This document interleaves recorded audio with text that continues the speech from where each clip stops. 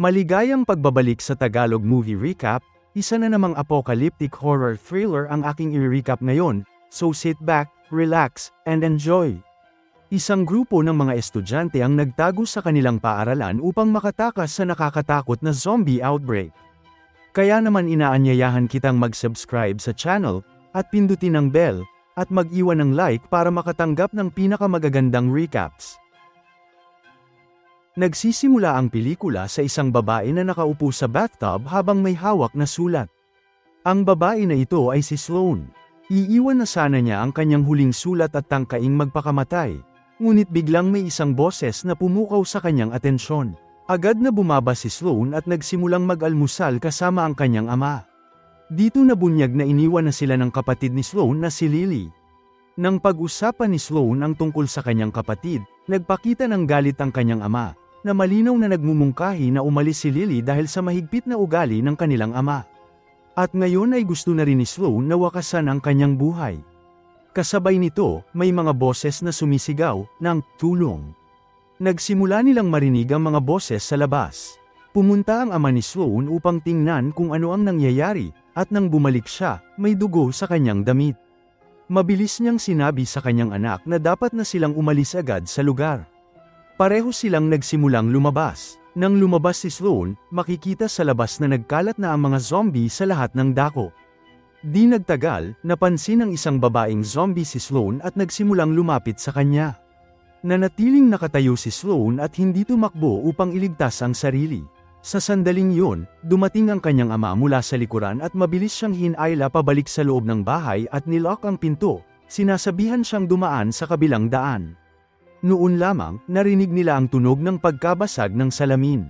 Tumingin sila at napagtanto na binasag ng babaeng zombie ang bintana ng salamin at pumasok sa bahay. Nang lumapit ang zombie upang atakihin sila, agad siyang inatake ng ama ni Sloane at pinatumba. Habang nagpupumiglas, kinagat ng zombie ang braso ng ama ni Sloane.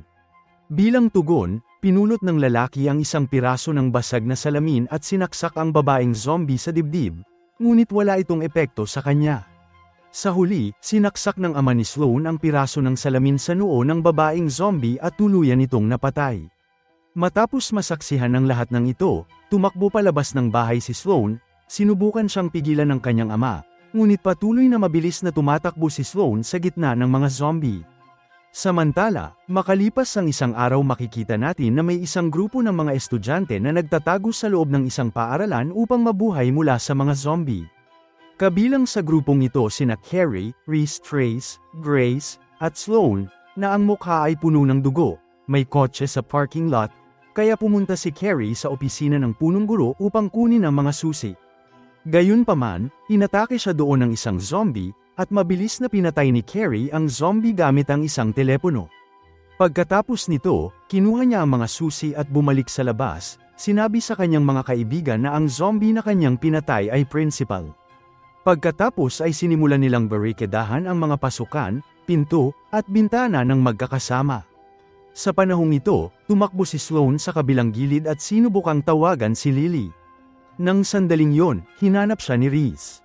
Nag-aalala si Sloane dahil ang kanyang katawan ay puno ng dugo ng zombie, ngunit tiniyak siya ni Reese at ipinaliwanag na ang mga tao ay nagbabago lamang mula sa kagat ng zombie, hindi mula sa dugo. Pagkatapos noon, ibinalik siya ni Reese sa bulwagan kung saan naroroon ang iba. Binuksan ni Carrie ang balita, at pinapayuhan niya ang mga tao na manatiling ligtas at iwasang makaakit ng atensyon ng mga zombie habang tinitiyak din sa kanila na malapit nang dumating ang tulong. Nagbigay si Grace ng mga bote ng tubig kina Sloane at Reese. Kasabay nito, makikita natin ang nangyari isang araw nang tumakas si Sloane mula sa kanyang bahay. Habang tumatakas mula sa mga zombie, tumalon siya sa isang bahay kung saan niya nakilala sina Reese at Carrie. Nakilala siya ni Reese bilang kapatid ni Lily. Mabilis na sinabihan sila ni Sloane na kailangan nilang umalis agad sa lugar.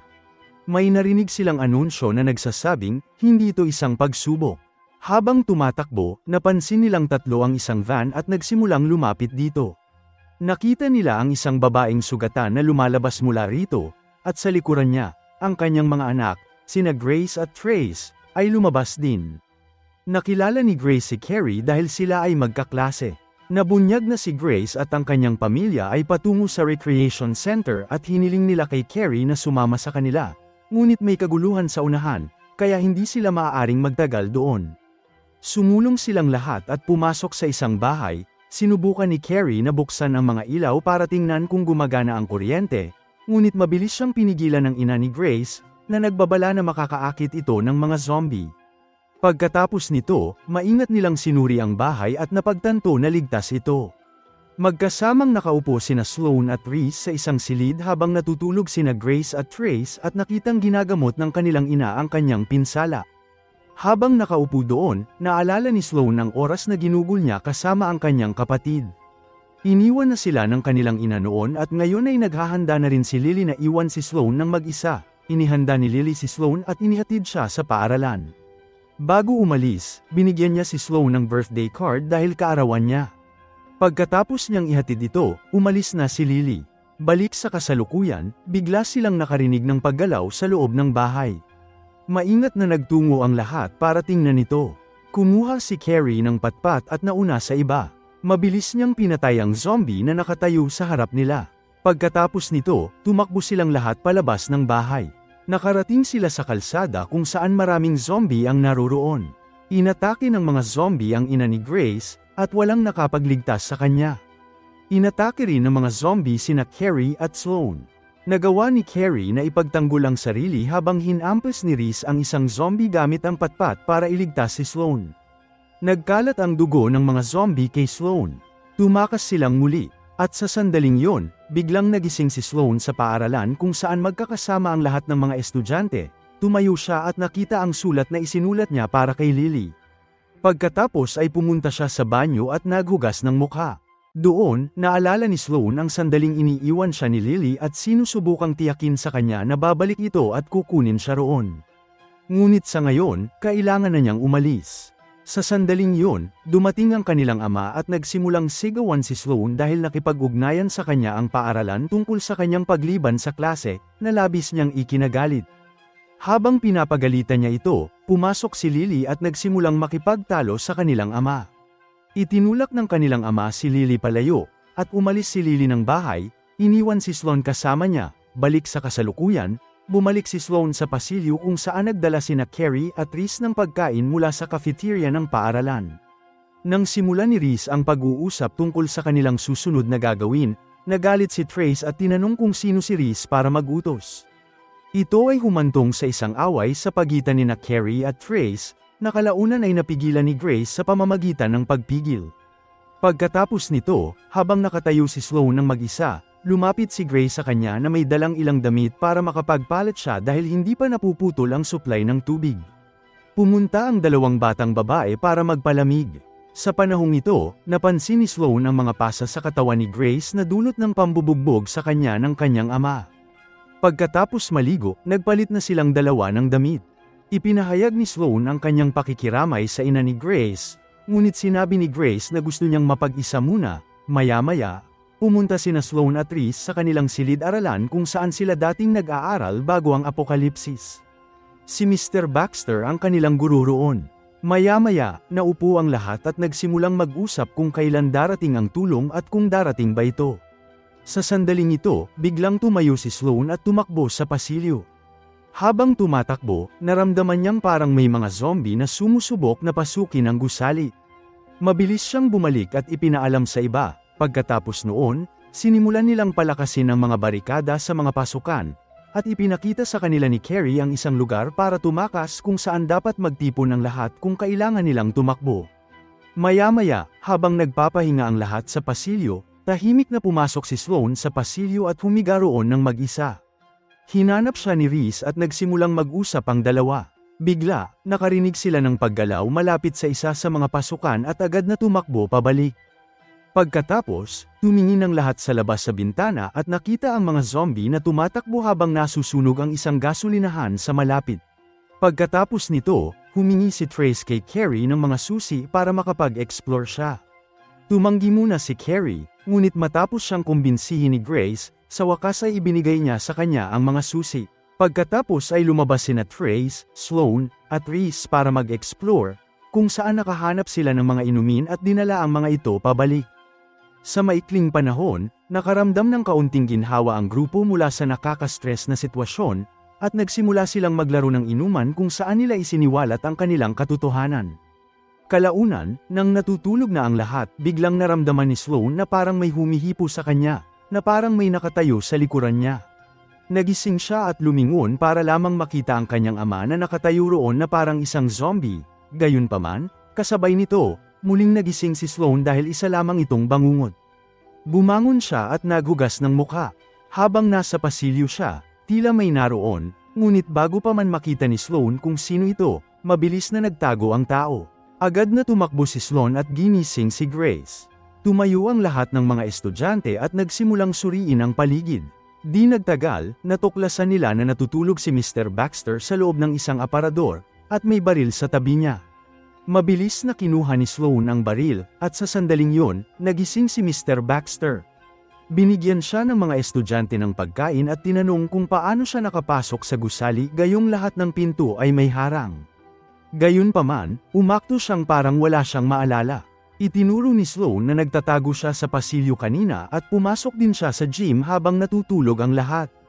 Itinanggi ni Mr. Baxter ang lahat ng ito at pagkatapos ay sumama kay Carrie upang maligo habang si Sloane ay nanatiling naghihinala sa kanya. Habang naliligo si Mr. Baxter, may napansin si Carrie at mabilis na tumakbo pabalik sa grupo para kunin ang baril. May nakita siyang bakas ng kagat sa braso ni Mr. Baxter, na nangangahulugang maaaring may impeksyon siya. Sa sandaling yon, pumasok mismo si Mr. Baxter at sinabing hindi siya nahawa. Itinutok ni Carrie ang baril sa kanya at hiniling ng lahat na ipakita sa kanila ni Mr. Baxter ang bakas ng kagat. Sa halip na ipakita ito, biglang tumakbo palayo ang guro. Hinabol siya ng lahat ng mga estudyante at sa gitna ng kaguluhan, aksidenteng nabitawan ni Carrie ang baril. Kalaunan, pinalibutan nila si Mr. Baxter at ngayon ay nasa kamay na ni Sloane ang baril. Pinilit ng lahat si Sloane na barilin siya, ngunit iginiit ni Reese na hindi niya dapat gawin iyon. Sa huli, nakumbinsi sila ni Mr. Baxter na makinig sa kanyang paliwanag. Sinabi niya sa kanila na hindi siya direktang nahawaan. Ayon sa kanya, sinusubukan niyang iligtas ang isa pang nakaligtas na inaatake ng mga zombie at sa panahon ng pagpupumiglas na yon, kinagat ng nakaligtas ang kanyang braso dahil gusto niyang isama siya ni Mr. Baxter. Ipinaliwanag din ni Mr. Baxter na pumasok siya sa gusali sa pamamagitan ng boiler room. Kahit na narinig ang kwento, iginiit pa rin ni Carrie na dapat umalis si Mr. Baxter sa gusali. Mahina kong hiniling ni Mr. Baxter sa kanila na buksan ang pinto para sa kanya bilang paggalang. Nang buksan ni Carrie ang pinto, biglang kinagat ni Mr. Baxter ang braso ni Carrie upang patunayan na hindi siya nahawaan. Nang makita ito, nagalit si Trace at hiniling na agad na palayasin si Mr. Baxter o babarilin niya ang kanyang sarili. Pagkatapos ay pinilit ni Reese at Sloane si Mr. Baxter na umalis sa gusali. Gayunpaman, ngayon ay nasa parehong sitwasyon si Carrie dahil nakagat din siya. Maliban kay Trace, walang gustong itapon siya. Kasunod ng mungkahi ni Reese, dinala ni Grace si Carrie sa opisina ng nurse at binigyan siya ng antibiotics upang maobserbahan nila ang reaksyon at makumpirma kung nahawaan siya o hindi. Ikinulong ng grupo si Carrie sa loob ng silid para sa kaligtasan, ngunit kalaunan ay pinalabas siya ni Grace. Pumunta silang dalawa sa boiler room kung saan nila natagpuan ang isang bangkay. Pagkabalik, sinabi nila sa iba na nagsasabi ng totoo si Mr. Baxter, na nangangahulugang hindi nahawaan si Carrie. Kalaunan, nakinig sila sa isang ulat ng balita na nag-aanunsyo na isang emergency shelter ang itinayo sa lokasyon ng Rafford, na mga 100 milya ang layo. Pagkaraan ng ilang minuto, napansin ni Sloane na si Mr. Baxter ay nakahiga at sugatan sa pasilyo. Agad niyang ipinaalam sa kanyang mga kaibigan na pumunta roon na may dalang baril. Sinubukan ni Grace na lapitan ng mabait si Mr. Baxter, ngunit ngayon ay nahawaan na ito at biglang inatake si Grace. Nang makita ito, naglakas loob si Trace na barilin siya upang iligtas ang buhay ng kanyang kapatid. Gayunpaman, sinubukan ni Sloane na makialam, at sa gitna ng kaguluhan, aksidenteng tumama rin ang isa sa mga bala kay Grace. Agad na nagmadali si Trace upang suriin ang kanyang kapatid at hindi pinayagan ng sinuman na lumapit sa kanya. Lahat ay nakaupo roon ng malungkot. Pagkaraan ng ilang sandali, bumalik si Trace mula sa opisina ng nurse. Nang humakbang si Sloane papalapit, biglang inatake siya ni Trace. sinisisi siya sa pagkakabaril kay Grace. Mabilis na lumapit sina Reese at Carrie at pinigilan siya. Maya-maya, tiningnan ni Sloane ang kanyang cellphone at nakita ang isang mensahe mula kay Lily na nagsasabing, "Umuwi ka na." Ligtas dito, ngunit luma na ang mensahe, kaya walang nakakaalam kung ligtas pa rin doon o hindi. Sa kabila nito, iginiit ni Sloane na dapat silang pumunta sa bahay nito. Sinabi rin niya sa kanila na naroon ang kotse ng kanyang ama, na maaari nilang gamitin upang makarating sa Rafford. Gusto rin ni Sloane na sumama sa kanila si Trace, dahil siya ang may dalang baril. Kinausap ni Sloane si Trace, na nakaupo pa rin sa opisina ng nurse sa tabi ng bangkay ng kanyang kapatid. Humingi ito ng tawad sa kanya, at humingi rin ng tawad si Trace sa kanya. Ngunit bigla, dahil sa labis na pagkakasala dahil ang kanyang putok ay nakapatay sa kanyang sariling kapatid, binaril ni Trace ang kanyang sarili. Nang marinig ang putok ng baril, sumugod sina Reese at Carrie at nakita si Sloane na nakatayo roon na gulat na gulat. Ngayon ay 3 nakaligtas na lamang ang natitira. Hawak ang mga patpat bilang proteksyon, maingat silang umalis ng paaralan at tumungo sa bahay ni Sloane. Habang naglalakad sila sa mga kalyeng puno ng mga zombie, nagsimulang magising ang mga nilalang, at kinailangan ng grupo na lumaban para malagpasan ang mga ito. Kalaunan, napadpad sila sa isa pang bahay. Sa loob, natagpuan nila ang may-ari na patay na. Nang mapagtanto na hindi ligtas ang lugar dahil maaaring dumating ang mga zombie anumang oras, nagpasya silang huwag manatili doon. Pagkatapos ay nagpasya si Carrie na mauna siya at ilihis ang atensyon sa mga zombie upang ligtas na makarating sina Sloane at Reese sa kanilang destinasyon. Sinubukan nilang pigilan siya, ngunit umalis pa rin si Carrie, nangakong magkikita sila mamaya sa bahay ni Sloane, kahit na tila imposible. Pagkatapos nito, maingat na ipinagpatuloy ni Reese at Sloane ang kanilang paglalakbay. Habang nagtatago mula sa mga zombie, sumilong sila sa loob ng isang kulungan ng aso sa tabi ng kalsada. Nang sa wakas ay lumino na ang daan, lumabas sila at nagpatuloy patungo sa bahay ni Sloane. Pagdating nila, nakakandado ang pinto sa harap, kaya gumamit si Sloane ng ibang paraan at pinapasok si Reese sa loob gamit ang bintana. Sinimulan nilang suriin ang bahay, at di nagtagal ay nakita ni Sloane si Lily na nakaupo sa sala. Tinawag niya ito, lumingon si Lily kay Sloane matapos marinig ang boses nito, ngunit sa kasamaang palad ay nahawaan na ito. Ang makita ang kanyang kapatid sa ganoong kalagayan ay nagdulot ng matinding kalungkutan kay Sloane. Bigla siyang inatake ni Lily, ngunit nagawa siyang itulak ni Sloane pababa at paulit-ulit na tinawag ang kanyang pangalan, umaasang makakabawi siya ng kontrol. Gayunpaman, patuloy pa rin si Lily sa pagtatangkang kagatin siya. Sa huli, sa matinding sakit, napilitan si Sloane na saksakin ang kanyang sariling kapatid at patayin ito. Sa sandaling yun, pumasok si Reese sa silid at napahagulgol si Sloane at niyakap siya. Malapit sa sahig, nakita rin ang ama ni Sloane na nakahandusay at may impeksyon. Pagkatapos nito, nakita si Sloane na nakaupo sa loob ng isang kotse. Tiningnan niya ang birthday card na ibinigay sa kanya ni Lily, at pagkatapos ay kinuha niya ang sulat na isinulat niya kanina at itinapon ito palabas ng kotse. Maya-maya ay sumama si Reese sa kanya sa kotse at sa wakas ay ligtas silang nakaalis mula sa nahawa ang lugar. Dahil dito, natapos ang pelikula. Huwag kalimutang mag-like, mag-share, at mag-subscribe sa aming channel para sa susunod na recaps. Salamat sa panunood!